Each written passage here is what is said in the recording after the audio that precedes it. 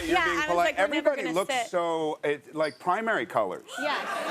We're like such a happy audience. I think we advise happy colors. Yeah. I think we do. Yeah. It's daytime. You know? But then you're in black. You look. Well, here's the thing. Usually I am more colorful, but it's because of the song I did at the beginning. Oh, right. All by myself, Celine Dion. I was like, I don't know. It seemed like it needed a sad color. But it's a sexy color, I have to say. Thank you. I love black. It is. It's thinning. I can't believe nobody applauded. That's so sad. So sad for you.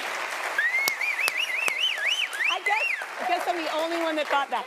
No, before we get started, I want to show a moment from the last time that you were here. Oh, okay. Yeah, and just to warn everybody, it was an 80s themed episode, so that's why I look like a moron. Okay, yeah.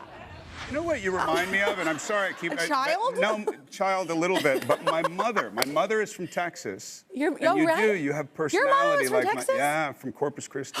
Oh my God, that's where we all go. That's the place you go that's for like, for the ocean beach, and all that. Yeah. I'm a Fort Worth girl, but whatever. Oh, right on. So I read your book. Wait, that was super weird. Yeah, I know. Wait, but we look like two different people. I look like your dad, first of all. Thank you. Now we're going to talk about how you remind me of my mother. Okay. Here's the thing. What the hell, man? What the hell? I remind you of your mother? No. If you read this book, it is kind of not the best compliment. No, but she was She made you feed wolves and lions at the age of 8. Okay, I'm sorry. I'm okay, sorry. Oh my, what's wrong with you? How about I want you to be my mother? That's even worse, isn't it? Like, there's no way out of this. There's no way out of that. Don't dig your way out of it. I'm sorry. No.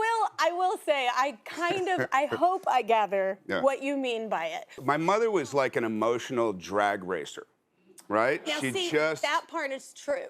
It was like 5 people that was like, yeah, drag racing. Like, I get it. But she was a lot of fun, very adventurous. Yeah. No, I get it. I get it a little bit. I started reading it and I was like, who does he think I am? I was like, wait. Explain, though, the lions and the wolves. This is crazy. It is actually cool why your mother was doing what she was doing. Not with you. No, I know what you mean. I mean, like, helping the animals and trying to rehabilitate She ran them. a wildlife way station. She would take animals away from people who had illegally taken them out of the wild. Yeah. She would have those people jailed. She would nurse those animals back to health and either re-release them or, if they'd been defanged or declawed, find the most habitable zoo. This part is like me, by the way. Very much me and my mother. That part is like me. You're very maternal toward animals. I love animals. My mother was the same way. Yes. Now my kids say that now. Animal lovers. That's what we say. Animal lovers. So if you see a bird that's down, like my kids go immediately to pick it up and take care of it and all that kind of stuff. Yeah.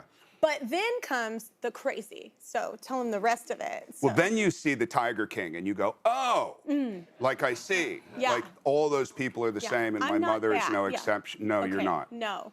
So don't you label me. No, I'm not. I'm not. So, damn I know you were waiting for it. Within that, my brother got 60 stitches in his leg from a wolf. At like the age of like 4 or something. It was like something young. I remember reading the book and I was like... My mother used to, so we would get woken up in the morning. We never had an alarm clock. We had bobcats. And bobcats would bite our cheeks to the point of blood. I mean, there would be blood and we would cry sometimes and we'd go in and we'd say, I have blood on my face this morning. I have to go to school. And she'd go, oh, they're love bites. Wow. Tiger King, man. Yeah, that's not normal. Nuts. No, that's not normal. Yeah. But when you're around that thing, I mean, she took care of animals when she was super young. It was just something that was in her bones. I just think that she had a problem parenting.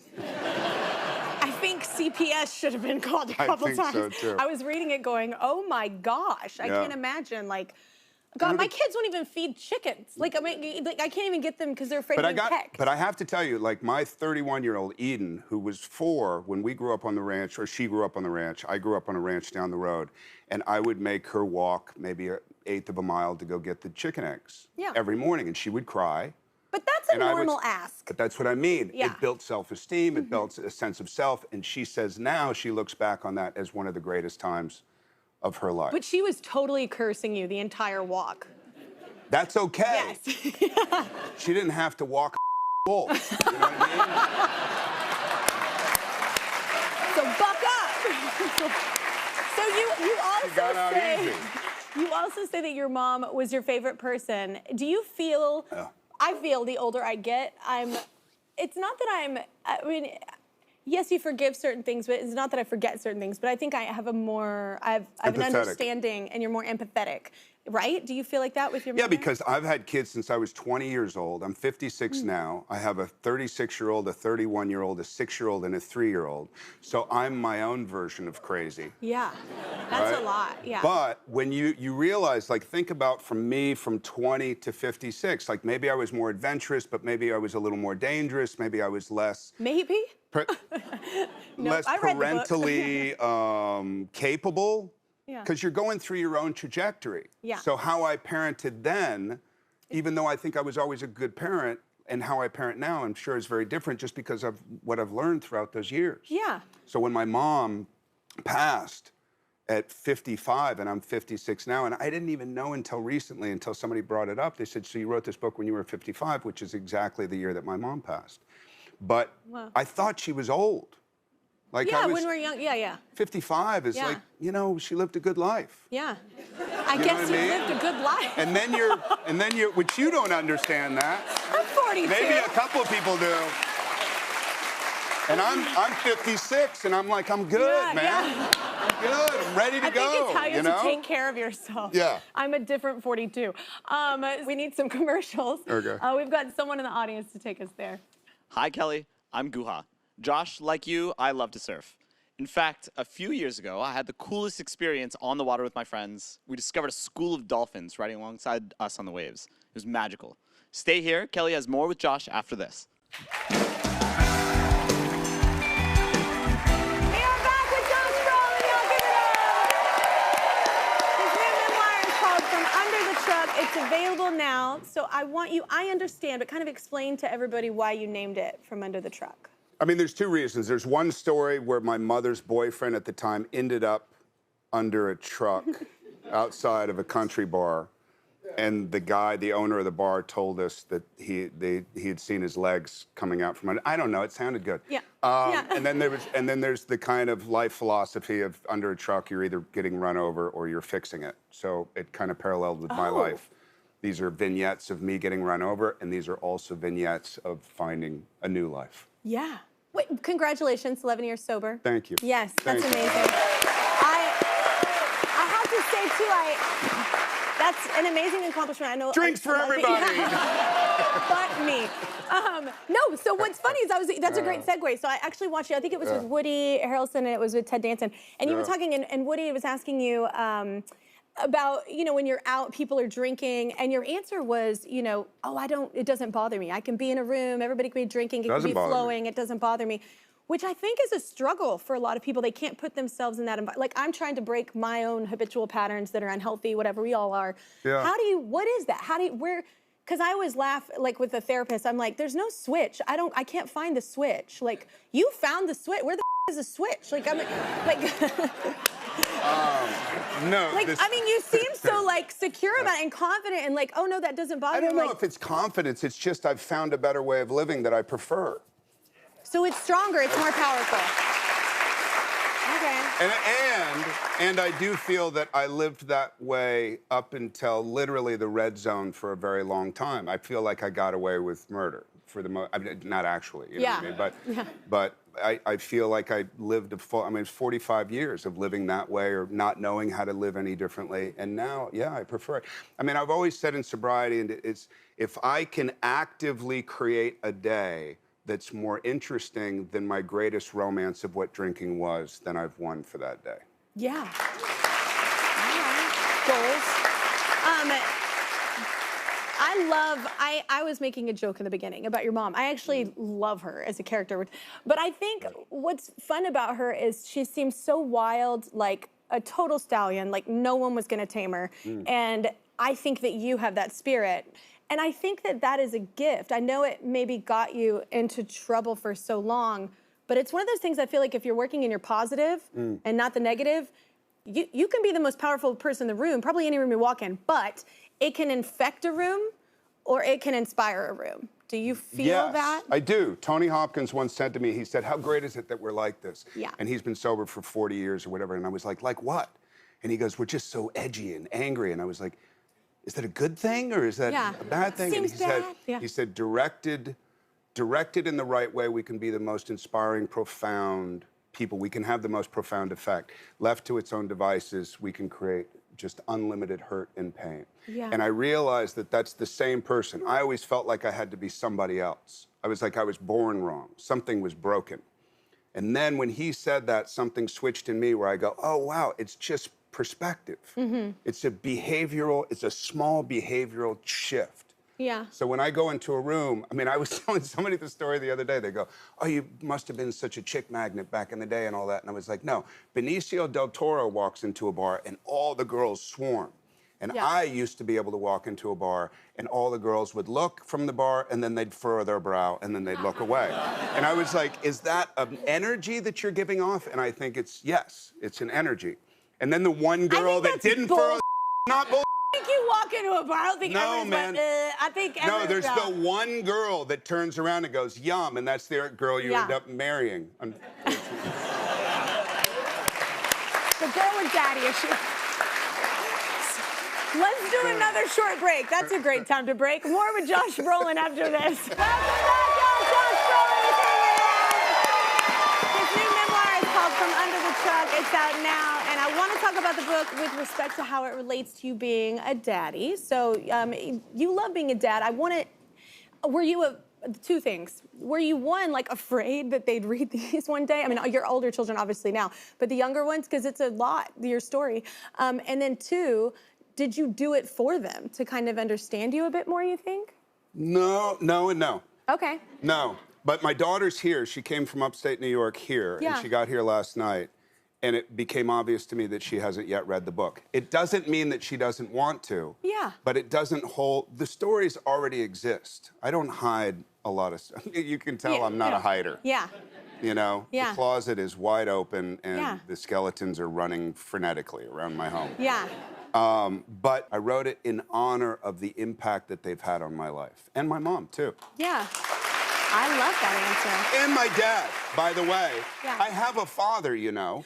Well, it's interesting. I was going to leave it alone, but he's not in the book much. He's not a lot. Yeah. He's not in the, but it wasn't because he was gone. It's just one parent had the bigger impact or has the bigger impact. With me, it's an extreme situation you're dealing with, you know? You got the wolf lady. Yeah, I was going to say anyone. Hard not to be facing the wolf lady. Yeah. No matter who's around. Hard not to be focused so you can see what's coming. That's what I... Exactly. It's kind of like, save yourself. Yes. Yeah. Okay, Ariana Greenblatt was here and said Josh prank called people with her on the Avengers set, so we have a clip. He takes it seriously. He has an app. It's like automated voice mess. He is king at prank calling. We called like his buds, which are Oscar-nominated actors, and of course I didn't know. But yeah, I ended up prank calling my aunt that night, and it was like a card fraud thing. She cut up all her credit cards. So bad. You're like, touchdown. No, like... I mean, it's horrible. I didn't tell her, you know. I mean, first of all, I don't only call Academy Award nominees to winning people. And second of all... No, she didn't make you sound like a tool at all. No, I know. That's what I'm saying. But I know that you had, and I wanted to tell you this. I did a prank on Mary Steenburgen, who I know you've had on your show quite a bit. I love her. Who's one of the greatest human beings ever. Yeah. So talented. And I called her as a Teamster, and I said, hi, ma'am, this is Leroy, and we're changing locations today, and you got to leave about an hour later, and it's about, you know, maybe 150 miles out. So I sent her in the middle of nowhere. And she was driving, and about halfway there, she goes, something's wrong. and then she called, and she found out that it was horse. So for the next 3 weeks, and I had been in Austin, Texas, and I was in really good shape for this role, but I was kind of eating secretly because I love food in Austin, Texas, and all that. So I'm eating, and I'm kind of worried that I'm getting bigger. And I go in my trailer, and every time I go in my trailer once a week, the jeans are getting smaller and smaller. And I'm stretching, and I'm like, what the f man, and I got to stop. So I stopped eating. I totally stopped eating. And yet the next week, my jeans were even smaller. And I said to Mary, I said, do I look like I'm getting bigger? And she's like, no, you look fine, you look fine. Oh, and I'm looking at the number, her. and it was still the same number. And then the third week, we were working nights. I went in the trailer, and literally my pants wouldn't go beyond this. And I was pulling up my pants, and I go, what the man? And I opened up the trailer, and there was Mary and 30 other people laughing, and Mary was going, That is so great! Oh my God! I like spicy people in my life. Oh my God, you pranked a pranker. That's amazing. Yeah, it was good. So I found this amazing too. You worked with Ariana on Avengers. You almost didn't you almost didn't do Thanos? No, it's not that I didn't do it. It was just a small cameo role. I mean, they had given me like a Bible, and I didn't know much about it. And Yeah. do you want to do this little thing? And eventually I said yes, because I know they had an idea to kind of like grow it later. I had no idea, like grow it. Yeah. Kind of became a thing. Yeah, because I can't imagine anyone else. No offense, but I can't imagine anyone else. You know what? You remind me of my mom. You're the only that would do. Thank you again, by the way, for my doubloon. Last time you were here, I didn't mention Goonies this time. I feel very proud. I'm a huge Goonies fan. And you gave me the gold like doubloon, and I made it into a necklace. Dude, I told our friend, Brian Bone Smith, which I'm about to see him, and I told him, I go, tell him I made it into a necklace. You know what? Yeah. I had a gift for you. I hate admitting this, but I had a gift for you that I went in there, and I mean, I found the ultimate gift. I know we have a picture of it somewhere. It's an album with all the signatures. It was a gold, there it is. So I was so happy to be able to give this to you, knowing that you're a Goonies fan, and the mail from Canada is so slow. I like Canadians, they're super nice, but they're really inefficient. Are you telling me this is in the mail? Like, that's in the mail. Like this that was supposed to be here.